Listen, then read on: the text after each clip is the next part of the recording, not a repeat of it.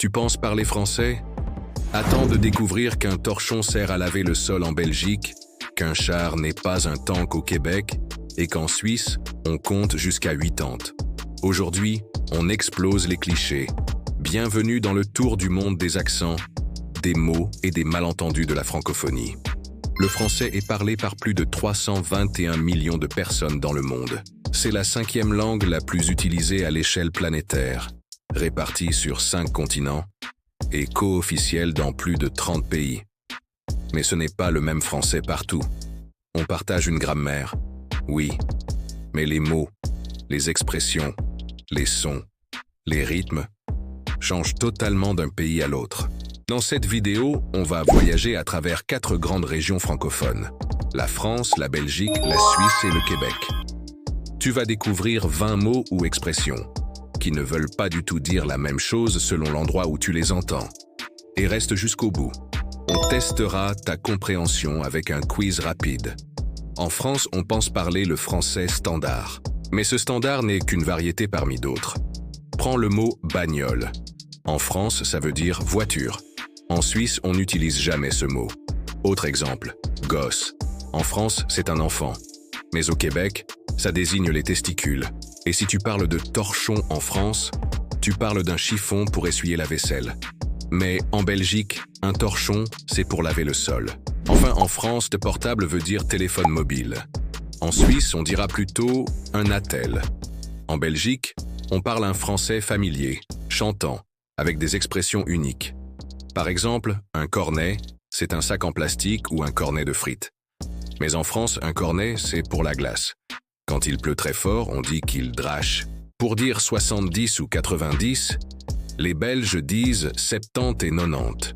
Un cote, c'est un studio pour étudiants. Une farde, c'est un classeur.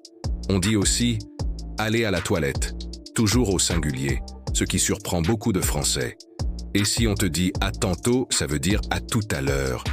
En Suisse romande, le français est précis et souvent très logique.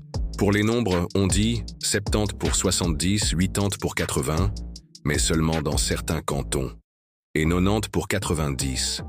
Un téléphone portable, on dit un attel, une ancienne marque devenue non courant. Le mot « souper » désigne le repas du soir, tandis que « dîner » est réservé au repas de midi. Et si on te donne un cornet, c'est probablement un sachet en plastique, pas une glace. Autre surprise, le mot « linge » désigne une serviette de bain. Et le mot belge « torchon » en Suisse devient « panos ». Petite anecdote. Au XVIIe siècle, les grammairiens français ont voulu supprimer les formes 70 et 90. Mais la Suisse, elle, les a gardées. Et franchement, c'est bien plus clair. Au Québec, le français a gardé beaucoup de son héritage du XVIIe siècle, avec des touches d'anglais et beaucoup de créativité. Le mot « char » désigne une voiture. En France, un char, c'est un véhicule blindé. Une scène, c'est une pièce de 1 cent. Faire les magasins, on dit magasiner. Une fontaine d'eau devient un abreuvoir, ce qui peut surprendre les Français, car chez eux, ce mot évoque un récipient pour animaux. Le mot gosse, on l'a vu, désigne les testicules, donc à éviter en public si tu viens de France. Achaler quelqu'un veut dire l'embêter ou l'importuner. Et attention, au Québec, le mot « déjeuner » désigne le repas du matin, « dîner » celui du midi et « souper » celui du soir. Enfin, si on te dit « je me pogne un char », cela veut dire « je prends une voiture » ou parfois aussi « je ne fais rien », selon le contexte. Ces mots ne sont pas des erreurs. Ils sont utilisés tous les jours, validés par les dictionnaires québécois, et ils font partie de la langue vivante. On te propose un petit test. Essaie de comprendre cette phrase. Je range mon linge dans le cotte avant le souper, puis je pogne mon char. Tu l'as? Tu viens sans doute de Belgique, de Suisse ou du Québec.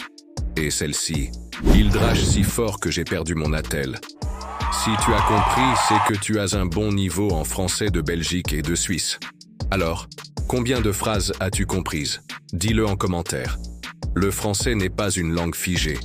C'est une langue qui voyage, qui respire, qui s'adapte. Chaque variation, chaque mot, chaque accent raconte une histoire.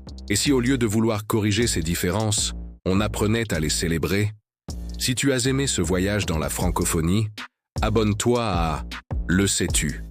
Active la cloche et prépare-toi à explorer d'autres histoires incroyables sur notre langue et notre culture.